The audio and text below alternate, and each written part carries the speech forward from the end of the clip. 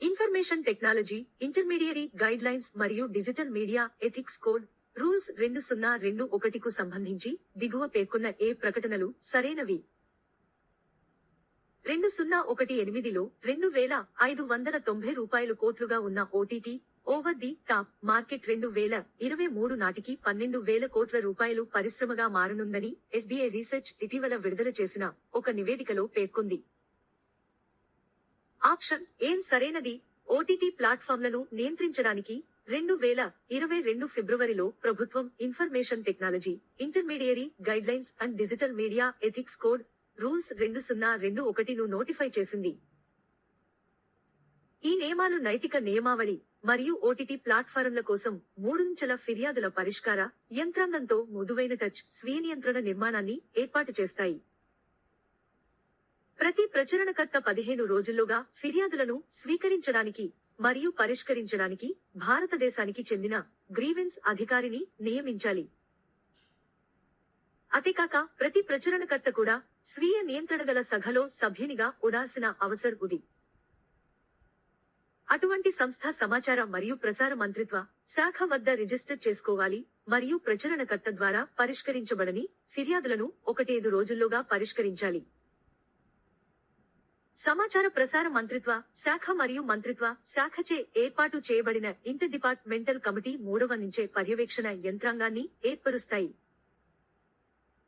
Central board of film certification యొక్క ప్రమేయం లేకుండా కంటెంట్ యొక్క స్వీయ వర్గీకరణను వారు అందిస్తారు.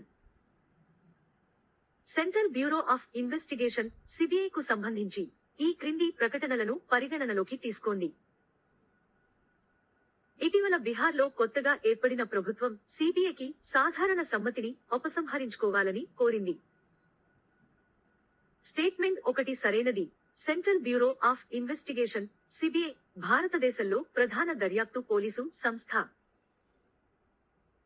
2వ ప్రపంచ యుద్ధ సమయంలో లంచగొండితనం మరియు అవినీతిపై దర్యాప్తు చేయడానికి 1941లో ఏర్పాటు చేసిన స్పెషల్ పోలీస్ ఎస్టాబ్లిష్మెంట్ లో ఇది దాని మూలాన్ని కలిగి ఉంది.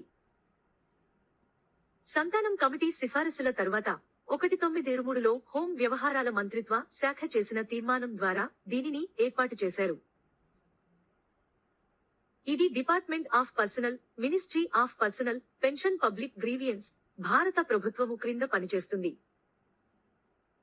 స్టేట్మెంట్ 2 సరైనది కాదు.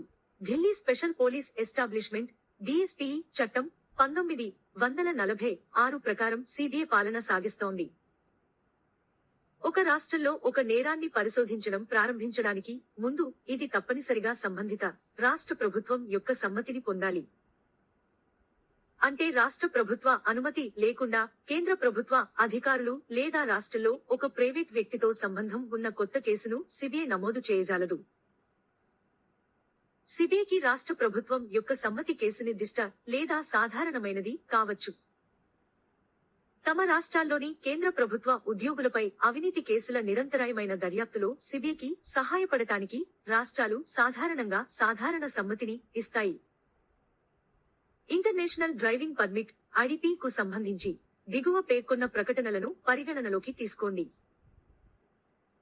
అంతర్జాతీయ డ్రైవింగ్ పర్మిట్ ఐడిపి జారీలో పౌరులకు మరింత వెసులుబాటు కల్పించేందుకు కేంద్ర రోడ్డు రవాణా, రహదారుల మంత్రిత్వ శాఖ ఇటీవల నోటిఫికేషన్ జారీ చేసింది. స్టేట్మెంట్ 1 సరైనది. ఇంటర్నేషనల్ డ్రైవింగ్ పర్మిట్ అనేది ఒక అంతర్జాతీయ ట్రావెల్ డాక్యుమెంట్. ఇది ఐక్యరాజ్యసమితిచే నియంత్రించబడుతుంది. ఇది ఒక వ్యక్తి ఒక విదేశీ దేశంలో డ్రైవింగ్ చేయడానికి అనుమతిస్తుంది. Convention on international road Tropic of 1949 Geneva convention ప్రకారం ఒక దేశం ఇతర దేశాలతో పరస్పర ప్రాతిపదికన దీనిని ఆమోదించడానికి ఐడిపిని జారీ చేయాల్సి ఉంటుంది. స్టేట్మెంట్ 2 సరైనది కాదు. ఈ పర్మిట్ యొక్క చెల్లుబాటు 1 సంవత్సరం పాటు ఉంటుంది మరియు దరఖాస్తుదారులు 1 సంవత్సరం వ్యవధిలోగా సందర్శించే దేశం నుంచి లైసెన్స్ పొందాల్సి ఉంటుంది. ఐడిపి గవర్నెన్స్ ఇంటర్నేషనల్ డ్రైవింగ్ పర్మిట్లు 3 అంతర్జాతీయ కన్వెన్షన్ల ద్వారా నిర్వహించబడతాయి. మోటార్ ట్రాఫిక్ కు సంబంధించి 1926 Paris international convention, 1949 Geneva convention on road traffic మరియు 1968 Vienna convention on road traffic. Cloud seeding కొరకు దిగువ పేర్కొన్న ఏ రసాయనాలను ఉపయోగిస్తారు? ఇటీవల United Arab Emirates UAE national centre of meteorology విపరీతమైన వాతావరణ పరిస్థితులను అధిగమించడానికి క్లౌడ్ సీడింగ్ కోసం వెళ్లడానికి ఎంచుకుంది. ఆప్షన్ బి సరైనది. క్లౌడ్ సీడింగ్ అనేది కృత్రిమ వర్షపాతాన్ని సృష్టించడానికి ఒక రకమైన వాతావరణ మార్పు సాంకేతికత. వాతావరణంలో ముందుగా ఉన్న మేఘాలు తగినంతగా ఉన్నప్పుడు మాత్రమే ఇది పనిచేస్తుంది. డ్రోన్లు మేఘాలలోకి ఛార్జ్ చేయబడతాయి మరియు విద్యుత్ షాక్ కు కారణమవుతాయి. దీనివల్ల అవి కలిసిపోయి వర్షపాతానికి కారణమవుతాయి.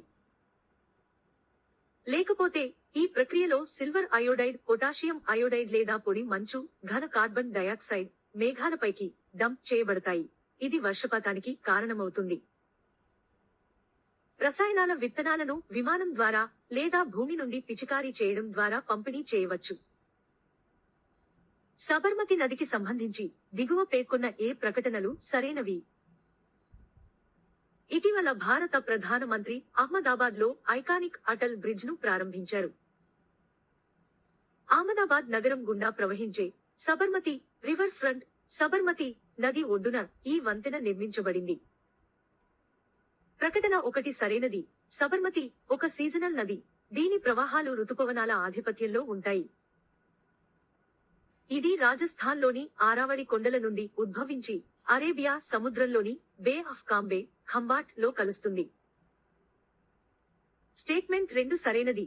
ఇది రాజస్థాన్లోని ఉదయ్పూర్ మరియు గుజరాత్లోని సబర్కాంత, గాంధీనగర్, అహ్మదాబాద్ మరియు ఖేడా వంటి జిల్లాల గుండా వెళుతుంది. ఈ బేసిన్ ఉత్తర మరియు ఈశాన్యంలో ఆరావళి కొండలతో, పశ్చిమాన రాన్ ఆఫ్ కచ్ ద్వారా మరియు దక్షిణాన గల్ఫ్ ఆఫ్ ఖంభట్ ద్వారా సరిహద్దులుగా ఉంది. వాట్రాక్, వకాల్, హత్మతి, హర్నామ్ మరియు సే నదులు ప్రధాన ఉపనదులుగా ఉన్నాయి.